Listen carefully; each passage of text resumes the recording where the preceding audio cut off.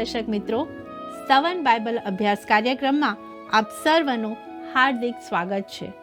આપ સર્વ નિયમિત રીતે અમારા આ પ્રસારણને નિહાળો છો તે બદલ ખૂબ ખૂબ આભાર. આપના મિત્રોને પણ અમારા આ કાર્યક્રમમાં જોડાવા જાણ કરશો. મિત્રો, આપણો ઇતિહાસ, આપણી શરૂઆત કે આપણા કુટુંબ વિશે જાણવા આપણે હંમેશા ઉત્સુક હોઈએ તે સ્વાભાવિક છે. આજે આપણે આખી દુનિયામાં ફેલાયેલા માનવ સમાજની વિવિધતા વિશે જોવાના છીએ. શું તમને કદી પ્રશ્ન થાય છે કે દુનિયામાં વિવિધ દેશ જાતિઓ કેવી રીતે અસ્તિત્વમાં આવી? જળ પ્રલય પછી નૂહના 3 દીકરાઓના વંશજો અને તેમની વંશાવળીઓ ઉત્પત્તિના 10મા અધ્યાયમાં આપવામાં આવી છે.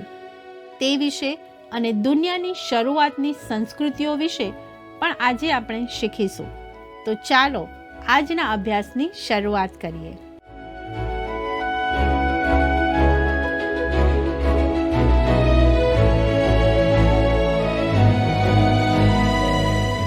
નમસ્કાર મિત્રો, સ્તવન કાર્યક્રમમાં હાલમાં આપણે પવિત્ર બાઇબલના પ્રથમ પુસ્તક ઉત્પત્તિનો અભ્યાસ કરી રહ્યા છીએ.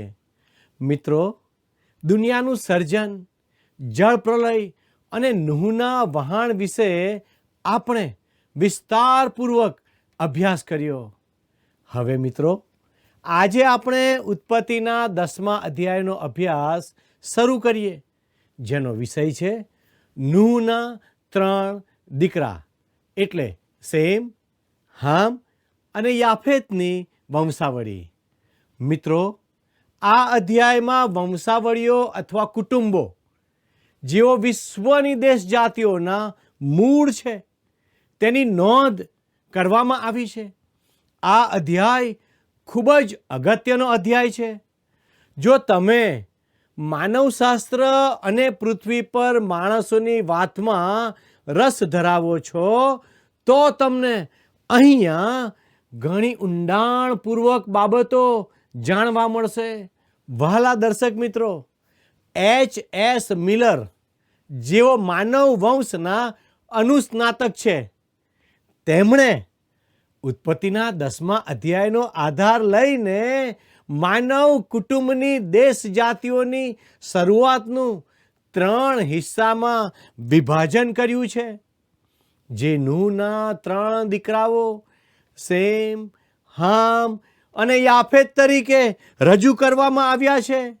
વહાલા દર્શક મિત્રો, માનવ વંશ શાસ્ત્ર દર્શાવે છે કે ના તો યાફેત કે ના તો હામના વંશજો, જેમ કે કેટલાક લોકો કહે છે તેમ ઇસ્રાયેલના ખોવાયેલા 10 કુળો છે. વહાલા દર્શકો, આ અધ્યાયમાં નૂહના 3 દીકરાઓની વંશાવળીઓ આપવામાં આવી છે. તે વિશે ઉત્પત્તિ 10 અને 1 જણાવે છે. અને નૂહના દીકરા સેમ, હામ ને યાફેત તેઓની વંશાવળી આ છે. અને જળ પ્રલય પછી તેઓને દીકરા થયા. વહાલા દર્શકો, હવે પ્રથમ આપણે યાફેતની વંશાવળી જોઈશું. તે કલમ 2 થી 5માં છે. ત્યારબાદ હામની વંશાવળી છે, જે કલમ 6 થી 20માં છે. આ લોકો શરૂઆતમાં નામાંકિત લોકો હતા. અને છેલ્લે સેમની વંશાવળી જોઈશું, જે કલમ 21 થી 32માં છે. વહાલા દર્શક મિત્રો, સમગ્ર બાઇબલમાં તમે જોશો કે ઈશ્વરે આ પદ્ધતિ અપનાવી છે કે નકાર પામેલા વંશજોની વાત પ્રથમ કહેવી, તેમના વિશે ટિપ્પણી કરવી, ત્યારબાદ તે આ વિષયને સંપૂર્ણપણે પડતો મૂકે છે અને તે પછી ક્યારેય તે વિશે કોઈ વાત કરતા નથી. છેવટે તે જે વંશાવળીમાં પ્રભુ ઈસુ ખ્રિસ્ત આવ્યા તેની વાત કરે છે. તો મિત્રો, આવો ઉત્પત્તિ 10 તેની બીજી કલમ વાંચીએ. યાફેતના દીકરા ગોમેર તથા માગોગ તથા માદાય તથા યાવાન તથા તુબાલ તથા મેશેક તથા તિરાસ. વાલા દર્શક મિત્રો, H.S. મિલરના પુસ્તક અનુસાર Scythian, Slav, Russian, Bulgaria, Bohemian, Pole, Slovakia અને ક્રોએશિયા માગોગમાંથી ઉતરી આવેલા લોકો છે. વાલા દર્શક મિત્રો, ભારતીયો અને ઈરાનીઓ માદીઓ છે. પર્શિયન, અફઘાન અને કુર્દ પણ માદીઓમાંથી ઉતરી આવેલા લોકો છે. વાલા દર્શકો, યાવાનમાંથી ગ્રીક, રોમન તથા અન્ય દેશ જાતિઓ એટલે કે ફ્રેન્ચ, સ્પેનિશ, પોર્ટુગીઝ, ઇટાલિયન વગેરે વગેરે આવ્યા. તિરાસમાંથી ત્રેકિયા, ટુટોન, જર્મનો અને ત્યારબાદ પૂર્વ જર્મનોમાંથી યુરોપની દેશ જાતિઓ, ઉત્તર જર્મનોમાંથી અથવા સ્કેન્ડિનેવિયન્સ અને પશ્ચિમોમાંથી ઊંચા જર્મનો તથા નીચા જર્મનો અને ત્યારબાદ એન્જલ્સ અને સેક્સનો અને જૂટ તથા એંગ્લો સેક્સન દેશ જાતિ અને અંગ્રેજ લોકો ઉતરી આવ્યા. મારા વાલા દર્શક મિત્રો, હું આખા પત્રકના ઊંડા અભ્યાસમાં જતો નથી, પણ તે રસપ્રદ અભ્યાસ છે તે યાદ રાખો. આવો ઉત્પત્તિ 10:3-5 શું લખ્યું છે તે વાંચીએ.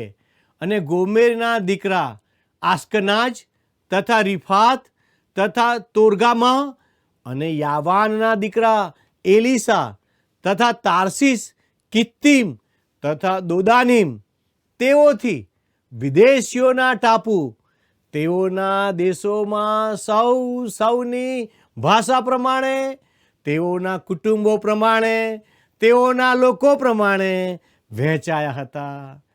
વાલા દર્શક મિત્રો, ચાલો હવે આપણે હામના દીકરાઓ વિશે ઉત્પત્તિ 10:6 વાંચીએ. અને હામના દીકરા ક્રુસ તથા મિસરાઈમ તથા પૂટ તથા કનાન. વાલા મિત્રો, તમે જોઈ શકો છો કે હામને બીજા દીકરાઓ હતા, પણ શ્રાપ ફક્ત કનાન પર હતો. કનાનમાંથી ફિનિકિયા, હિત્તીઓ, યબુસીઓ, અમોરીઓ, ગિર્ગાસીઓ, હિવીઓ વગેરે ઉતરી આવ્યા. હામના પુત્ર કુશમાંથી આફ્રિકન, ઇથોપિયન, ઇજિપ્ત, લીબિયા વગેરેના લોકો ઉતરી આવ્યા. વાલાઓ, તમે જોઈ શકો છો આ બધી દેશ જાતિઓ હામાટિક લોકો અથવા હામના વંશજો છે. મિત્રો, હવે આપણને કુશના દીકરા વિશે વધુ માહિતી મળે છે, જે ઉત્પત્તિ 10:8-9 છે. અને કુશથી નિમ્રોદ થયો. તે પૃથ્વી પર બળવાન થવા લાગ્યો. તે યહોવાની આગળ બળવાન શિકારી થયો. એ માટે કહેવાય છે કે યહોવાની આગળ નિમ્રોદ સરખો બળવાન શિકારી. વાલા મિત્રો, અહીં લખ્યું છે નિમ્રોદ પૃથ્વી પર બળવાન થવા લાગ્યો. તે વિશ્વની મહાસત્તાનો શાસક બનવા માંગતો હતો અને તે માટે તેણે પ્રયાસ કર્યો. તે યહોવાની આગળ બળવાન શિકારી થયો. તેનો એ અર્થ થાય કે તે જંગલી પશુઓનો શિકારી હતો. નિમ્રોદ પક્ષીઓને મારતો ન હતો કે આફ્રિકાના પ્રાણીઓનો શિકાર કરતો ન હતો. તે માણસોના આત્માને હરી લેનાર હતો. તે આ વર્ણનનો વિચાર છે.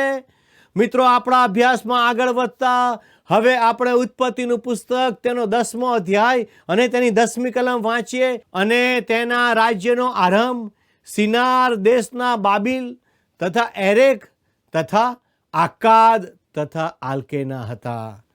તેણે સિનાર દેશની ભૂમિ પર મોટા શહેરો બાંધ્યા હતા. વાલા મિત્રો, નિમ્રોદની વાત વિશ્વના ઇતિહાસમાં પણ જોવા મળે છે. એલેક્ઝાન્ડર હિસ્પોલ નામના લેખકે તેમના પુસ્તક ટુ બાબેલોનમાં તેની પાશ્ચાત્ય ભૂમિકા આપી છે. તેનું હું અહીંયા પુનરાવર્તન કરવા માંગતો નથી, પણ તે રોમાંચક છે કે નિમ્રોદ બાબિલના બુરજ માટે જવાબદાર હતો. જળ પ્રલય પછી તેણે એવો પ્રયાસ કર્યો કે માનવ જાત એક દેશમાં અને એકતામાં રહે અને તે વિશ્વનો મહાશાસક બને. તે બંડખોર હતો. તેણે બાબિલની સ્થાપના કરી, પણ તેણે માણસોના આત્માને હણી લેવાનું કામ કર્યું. તે અનુશાસન વગરનો માણસ હતો અને તે આખરના સમયની દુનિયાના શાસક એટલે ખ્રિસ્ત વિરોધી જે હવે આવનાર છે તેના પડછાયા જેવો કે તેની પ્રતિછાયા સમાન હતો. તેથી મિત્રો, પ્રથમ સંસ્કૃતિના સ્થાપકો હામના પુત્રો હતા. મિત્રો, આપણે તે સ્વીકારવાની જરૂર છે. આજે આપણને જે શાળાઓમાં શીખવવામાં આવ્યું હતું તે જૂની પ્રણાલિકાઓમાં આપણે સરળતાથી પડી શકીએ છીએ. હવે અશ્વેત માણસ તેની દેશ જાતિ વિશે વધુ અભ્યાસ કરવા માગે છે. પાછલા હજારો વર્ષોમાં તમને એવી તક આપવામાં આવી ન હતી. અશ્વેત માણસની વાત આ પૃથ્વીની બે મહાન સંસ્કૃતિ તરફ દોરી જાય છે. તેઓ હામના વંશજો હતા. નિમ્રોદ હામનો પુત્ર હતો. હું તે વિશે વધુ લાંબુ કહેવા માંગતો નથી. તમે જોશો કે આપણે પવિત્ર આત્માએ આપેલી રૂપરેખા, જેમાં પ્રથમ જેનો નકાર કરવામાં આવ્યો અને ફરી વાત કરવાનું પડતું મૂકવામાં આવ્યું હોય તેને અનુસરીએ છીએ. હવે આપણે એવા વંશજોની રેખા જોવા માંગીએ છીએ કે જે આપણને ઇબ્રાહિમ અને ત્યારબાદ ઇસ્રાયેલ દેશ અને છેલ્લે આ દુનિયામાં ખ્રિસ્તના આગમન તરફ દોરી જશે. આ રેખાને આપણે જૂના કરારના અભ્યાસમાં અનુસરીશું. ઈશ્વર થોડા સમય માટે બાકીની માનવ જાતને વિદાય આપી રહ્યા છે, પણ તે તેની પાસે પાછા આવશે. ભલા મિત્રો, અત્યારે હું તમને સાફીર નામના લેખકના પુસ્તક the divine unity of scripture માંથી એક અવતરણ જણાવવા માગું છું, જે આ પ્રમાણે છે. ઉત્પત્તિનો 10મો અધ્યાય અલૌકિક છે. ઈશ્વર જાણે કે પહેલા દેશ જાતિઓને પોતાના પર છોડી દે છે અને ઇબ્રાહિમથી લઈને નીચે સુધી એટલે તેમના પસંદ કરેલા લોકો અથવા ઇસ્રાયેલ સાથે વ્યવહાર કરવાનું શરૂ કરે તે પહેલાં તે પૃથ્વીની દેશ જાતિઓને પ્રેમથી વિદાય આપે છે. એટલું જ નહીં, ઈશ્વર કહે છે કે હું તમને થોડા સમય માટે છોડીને જઈ રહ્યો છું, પણ હું તમને પ્રેમ કરું છું. મેં તમને બનાવ્યા છે. મેં તમારા બધાના ભવિષ્યને ગોઠવ્યું છે અને તેમની અલગ અલગ વંશાવળીઓ શોધી કાઢવામાં આવી છે. વાલા દર્શક મિત્રો, 10મા અધ્યાયમાં કુલ 70 દેશ જાતિઓની યાદી નોંધવામાં આવી છે. તેમાંથી 14 યાફેત સાથે જોડાયેલી છે, 30 હામ સાથે જોડાયેલી છે. યાદ રાખો કે તે તમને શરૂઆતમાં અશ્વેત માણસો માટે અલગ પ્રકારનો વિચાર આપશે. 26 દેશ જાતિઓ સેમ સાથે સંકળાયેલી છે. એમ તે કુલ 70 વંશાવળીઓની યાદી બનાવે છે. વાલા મિત્રો, મને લાગે છે કે ઈશ્વર આપણને બતાવવા માંગે છે કે તેમણે દેશ જાતિઓની સાથે કેવો વ્યવહાર કર્યો છે. આ સમયમાં ગોરો માણસ કેમ અગત્યનો બની ગયો છે? સારું, હું તમને જણાવવા માંગુ છું કે શા માટે. શરૂઆતમાં અશ્વેત માણસ મિશ્ર રંગવાળી દેશ જાતિઓ માટે પ્રભાવક હતો. ત્યાર પછી સેમના દીકરાઓએ દાઉદ અને સુલેમાનના સમયથી આ દુનિયા પર પોતાનો પ્રભાવ છોડ્યો. મિત્રો, તમે નોંધશો કે સેમથી બીજા લોકો પણ આવ્યા, જેમ કે સિરિયન, લુધિયાના લોકો, આર્મેનિયન અને યોક્તાનથી આરબો આવ્યા. આ મહાન દેશ જાતિઓ પછીથી દેખાય. પણ મિત્રો, મને એવું લાગે છે કે ત્રણેય આ દર્શાવી રહ્યા છે કે ચાહે હામ, યાફેત કે સેમના વંશજો હોય, તેઓ આ દુનિયા પર શાસક કરવા અસમર્થ છે. મિત્રો, હું માનું છું કે ઈશ્વર આપણને આ દર્શાવી રહ્યા છે અને તે જોવું અદ્ભુત છે. હવે આપણે સેમના દીકરાઓ વિશે ઉત્પત્તિ 10 અને 21 વાંચીએ. અને સેમ હેબેરના સગળા પુત્રોનો વંશજ, અને જે યાફેતનો વડો ભાઈ હતો તેને પણ સંતાન થયા. તે સાથે આપણે ઉત્પત્તિ 10 અને 25 પણ વાંચીએ. ત્યાં લખ્યું છે, અને હેબેરને 2 દીકરા થયા. એકનું નામ પેલેગ એટલે વિભાગ, કેમ કે તેના દહાડાઓમાં પૃથ્વીના વિભાગ થયા. અને તેના ભાઈનું નામ યોક્તાન હતું. વાલા મિત્રો, આ અગાઉના બાઇબલ અભ્યાસમાં હું જ્યારે આ વચન વિશે જોતો હતો ત્યારે પૃથ્વીના વિભાગ થયા તે વિશે વિચિત્ર કહેવાય તેવા અર્થઘટનો જોવા મળ્યા. તે પૃથ્વીના ભૌગોલિક વિભાગ દર્શાવે છે, એટલે કે કોઈ ભયાનક દુર્ઘટના થઈ હોય. મારા મિત્ર લેખક મૂસા આ પછીના અધ્યાયમાં બાબિલના બુરજ વિશે પૂર્વ ધારણા બાંધી રહ્યા છે. તે સમયે પૃથ્વીનું વિભાજન થયું. હું માનું છું કે તેનું સરળ અર્થઘટન મહદ અંશે ઘણા લોકો ચૂકી ગયા છે, પણ આપણે તે ચૂકી જવા માંગતા નથી. ચાલો આ અધ્યાયનું આખરી વચન જોઈએ.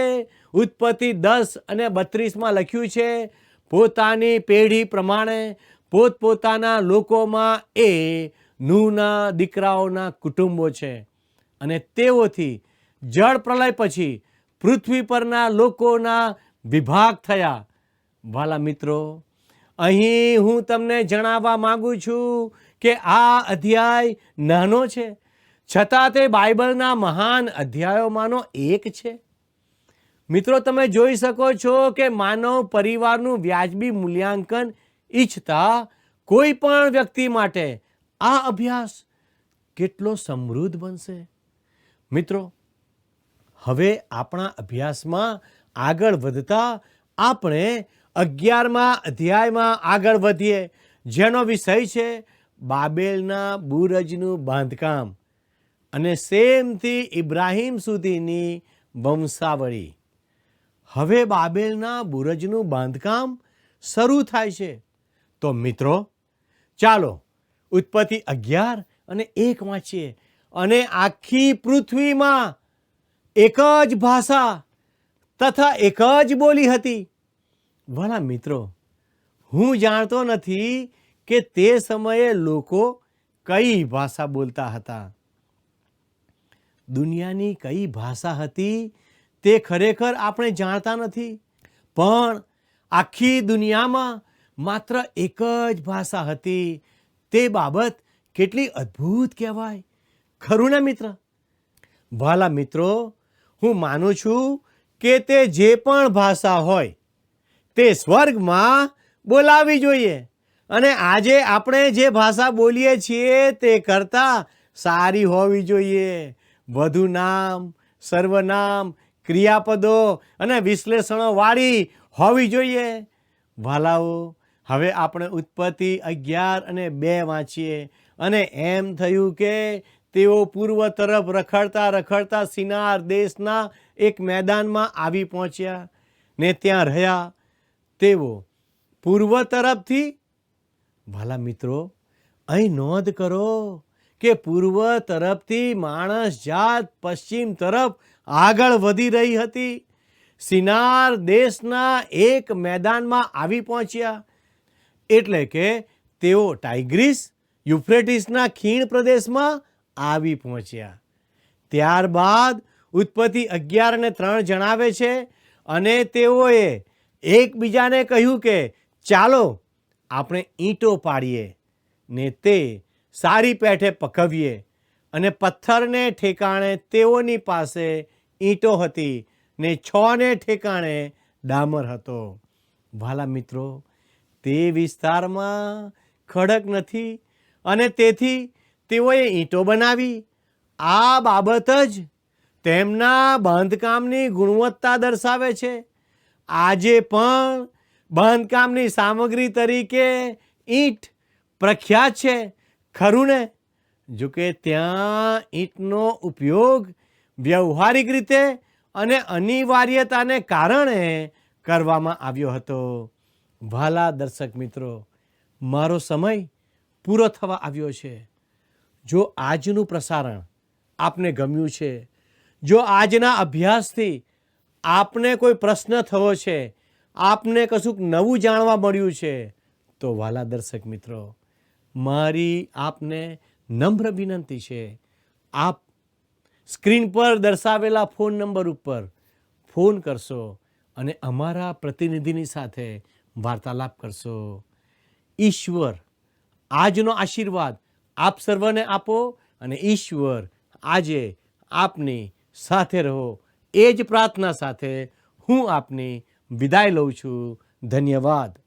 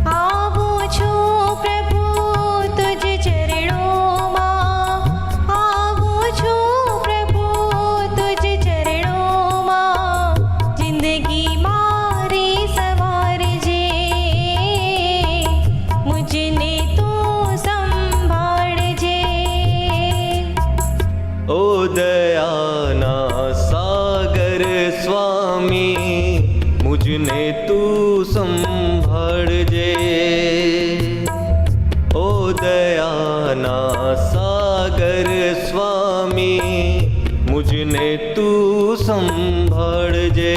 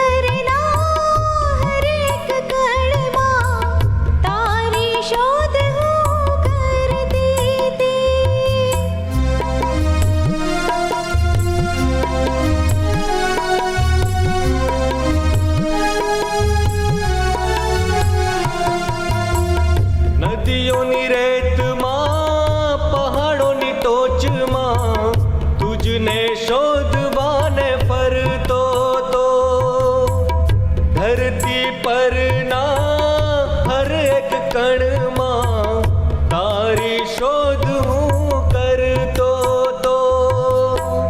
દર્શન કાજે તારા ઈસુ, દર્શન કાજે તારા ઈસુ, દિલે અમારું ઝંખે છે, દિલે અમારું ઝંખે છે. ઓ દયાના સાગર સ્વામી, મુજને તું સંભાળજે, મુજને તું સંભાળજે.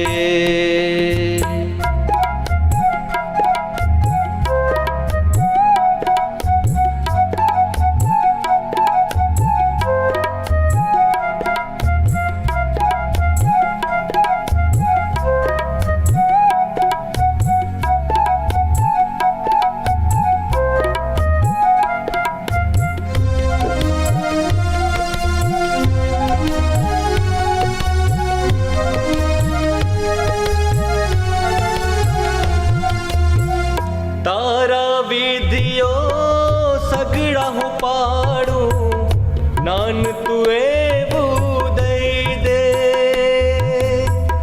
વચનો તારા સગડા હું માનું, મન તું એવું દઈ દે.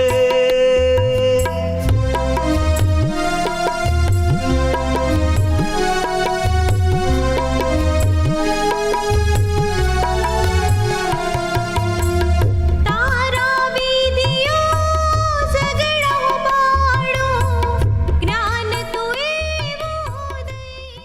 મારા વાલા દર્શક મિત્રો, આજના અભ્યાસ પરથી હવે તમને સમજાયું હશે કે કેવી રીતે જુદા જુદા ખંડના લોકો અસ્તિત્વમાં આવ્યા અને કેવી રીતે બાબિલના બુરજને બાંધવાની શરૂઆત કરવામાં આવી. અમને ખાતરી છે કે સ્તવન કાર્યક્રમ આપને બાઇબલના વચનો સમજવા માટે મદદરૂપ બની રહ્યો હશે. આપના પ્રતિભાવો અમારા માટે બહુ મૂલ્યવાન છે, તેથી અમને તેની જાણ અવશ્ય કરશો. મિત્રો, આજનો પ્રશ્ન છે, આ અધ્યાયમાં કુલ કેટલી દેશ જાતિઓની વાત કરવામાં આવી છે? A 100, B 70, C 50, D 60. મિત્રો, ગત પ્રશ્નનો જવાબ છે C મેઘધનુષ્ય. વહાલા મિત્રો, અમને આશા છે કે આજના અભ્યાસથી આપને ઇતિહાસ વિશે ઘણી માહિતી પ્રાપ્ત થઈ હશે. તે સાથે વિવિધ દેશ જાતિઓ વિશે પણ આપ જાણી શક્યા હશો. અમારું આજનું પ્રસારણ આપને કેવું લાગ્યું તે અમને જણાવશો તો અમને ખૂબ આનંદ થશે. આપના પ્રતિભાવો મોકલવા માટે અમારો સંપર્ક નંબર છે 94 29 37 56 10. મિત્ર, આ નંબર પર આપ અમને મિસ કોલ, SMS કે વોટ્સએપ પણ કરી શકો છો. આભાર. શું તમને આ કાર્યક્રમ ગમ્યો? અત્યારે જ અમને મિસ કોલ કરો.